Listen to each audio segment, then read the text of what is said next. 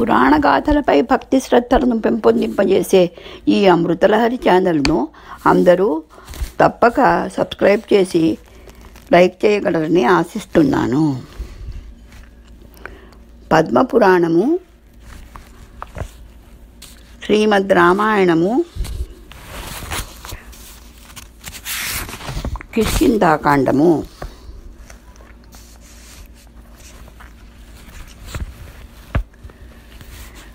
వానర శ్రేష్ఠ,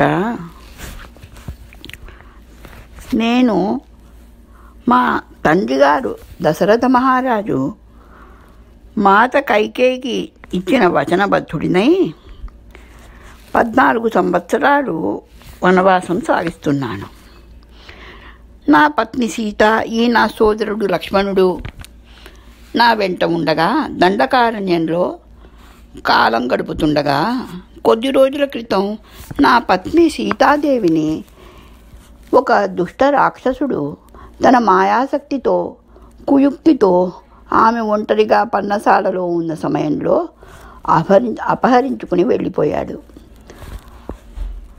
ఆమెను అన్వేషిస్తూ మేమిద్దరం ఈ దిశగా వస్తున్నాము. ఇక్కడ ఋష్యమూక పర్వతంపైనున్న వానరరాజు సుగ్రీవుని మా సహాయార్థం కలుసుకోవడానికి అంటూ తమ వృత్తాంతం తెలిపాడు రాముడు. శ్రీరామ, నేను ఆ వానరరాజు సుగ్రీవుని మంత్రిని, అంజనాదేవి పుత్రులను, ఆంజనేయుడును, హనుమంతుడిని కూడా పిలుస్తుంటారు. దశరథనందనుడు శ్రీరాముడు త్వరలో మమ్మల్ని కలుసుకుంటాడని మా గురుదేవులు సూర్యభగవానుల వారు నాకు ముందరే తెలియజెప్పారు.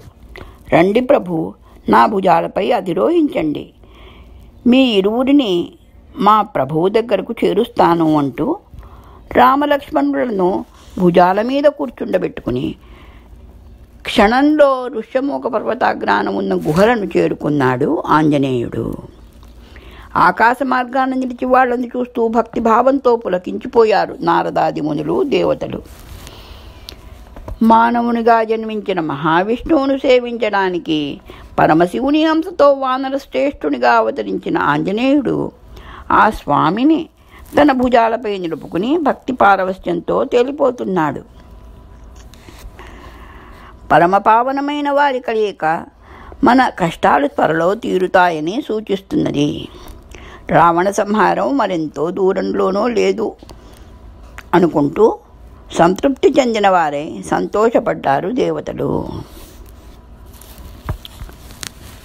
వానరరాజు సుగ్రీవునితో మైత్రి. వానరుల రాజ్యం కిష్కింధకు సమీపంలో ఉన్నది ఋష్యమూక పర్వతం. ఆ కిష్కింధకు రాజైన సుగ్రీవుడు అన్న వాలి చేత వెళ్ళగొట్టబడి ప్రాణభయంతో ఈ పర్వతం మీద గుహలో నివసిస్తూ మంచి కాలం కోసం ఎదురు చూస్తున్నాడు. రామచంద్ర, మీరిక్కడ విశ్రమించండి, నేను సుగ్రీవుని మీ సన్నిధికి తీసుకువస్తాను. ఒక గుహలో రామలక్ష్మణులను ఆసీనులను చేసి వెళ్ళాడు ఆంజనేయుడు.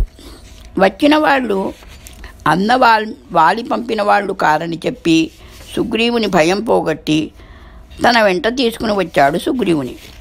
రాముని చూస్తూనే సుగ్రీవునిలో అంతవరకు ఉన్న భయం పోయి ధైర్యం చోటు చేసుకుంది. తనకు సహాయం చేయగల మిత్రుడు లభించాడన్న భావం కలిగింది. అందుకే స్నేహపూర్వకంగా చూస్తూ, మీకు నా సాదర ప్రణామాలు రామచంద్ర. కార్యార్థులై మీరిలా రావటం నా అదృష్టంగా భావిస్తున్నాను.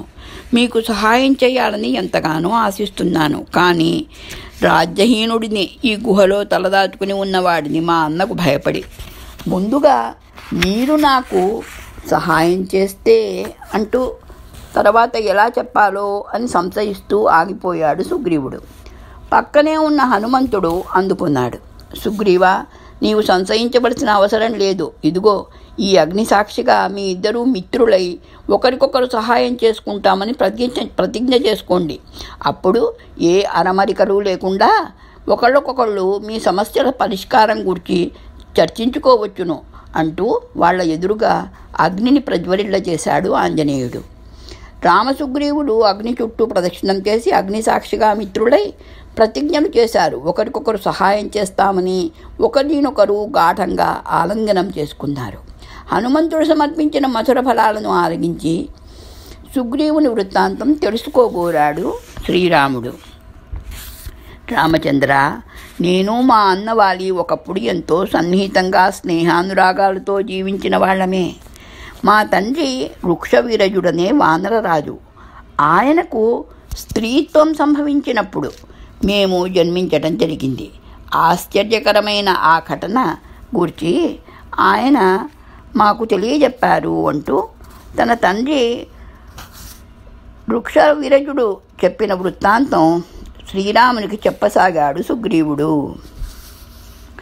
వృక్షవీరజుడు వాలి సుగ్రీవుల జనన వృత్తాంతము. మహావిష్ణువు మానవునిగా అవతరించే సమయం దగ్గర పడుతున్నది.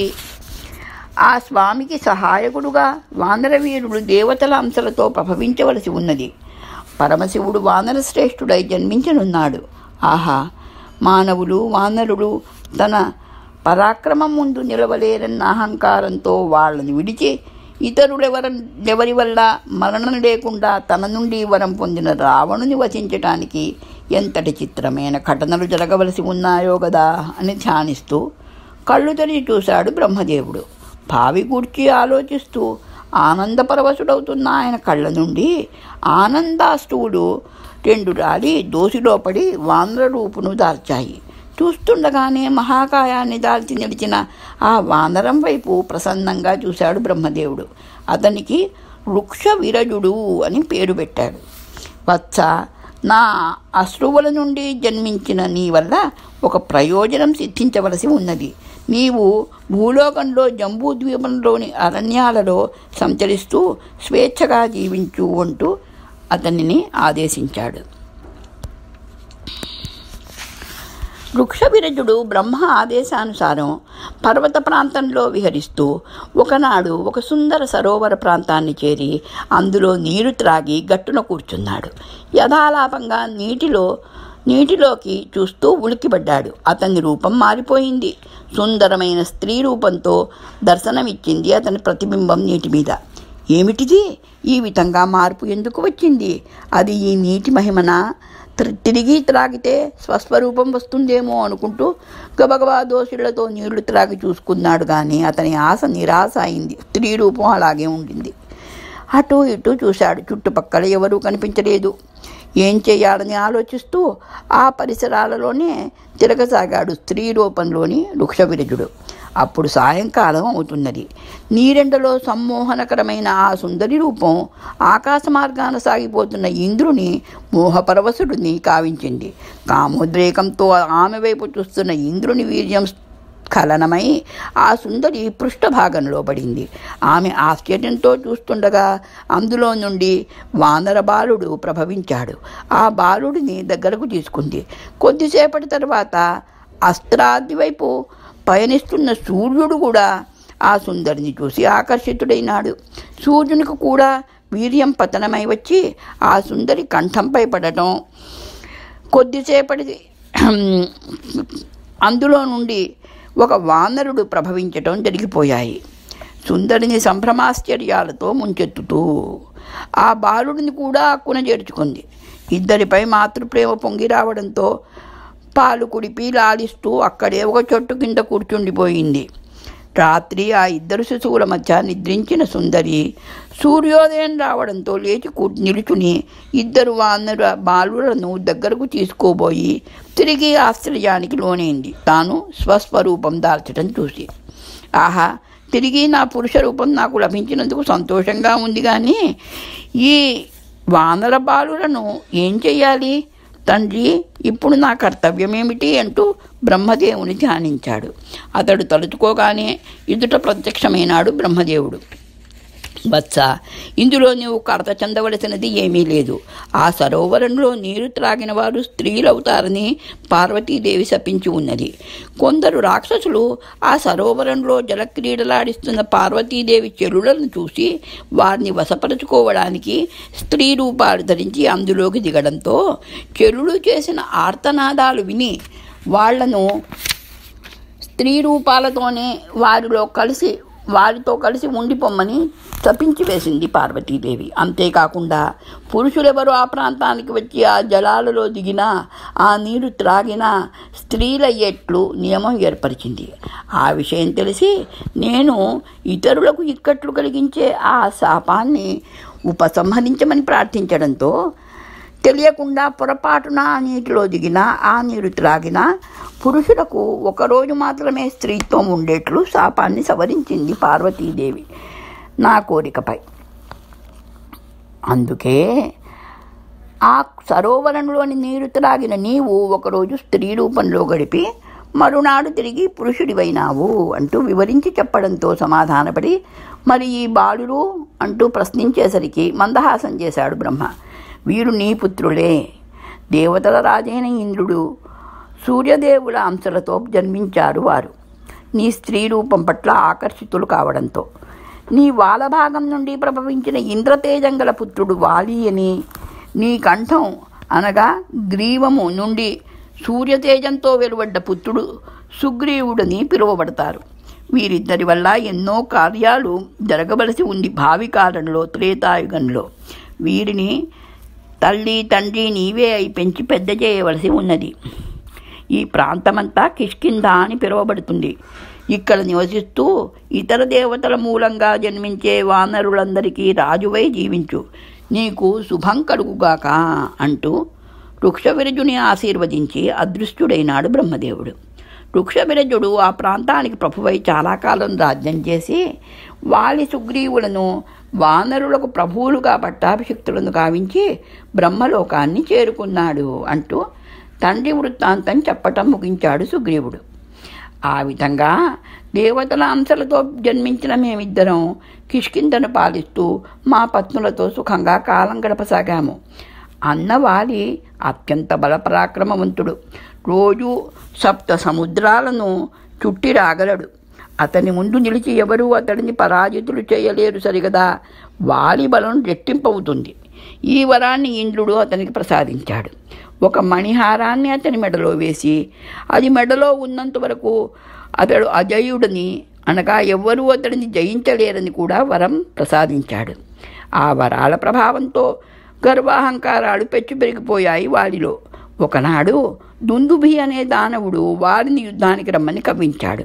ఆవేశంతో వాడిని ఒడిసిపెట్టి ప్రాణాలు తీసి నిర్లక్ష్యంగా వాడి కళేబరాన్ని విసిరివేశాడు వాడి పెద్దగా గర్జన చేస్తూ.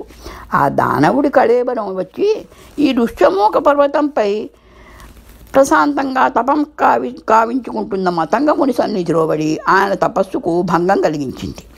ఆ ముని ఆగ్రహంతో తన తపోభంగానికి కారకుడైన వాడు ఆ పర్వతంపైకి వస్తే తల పగిలి మరణిస్తాడు అంటూ శాపం ఇచ్చాడు. ఆ విషయం చారుల వల్ల విని ఈ ఋష్యమూక పర్వతం వైపు రాకుండా జాగ్రత్త పడసాగాడు వాలి. వాలి స్త్రీలోలుడు.